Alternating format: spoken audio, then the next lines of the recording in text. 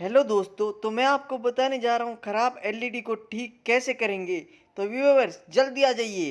चल चल चल चल गाड़ी स्टार्ट कर।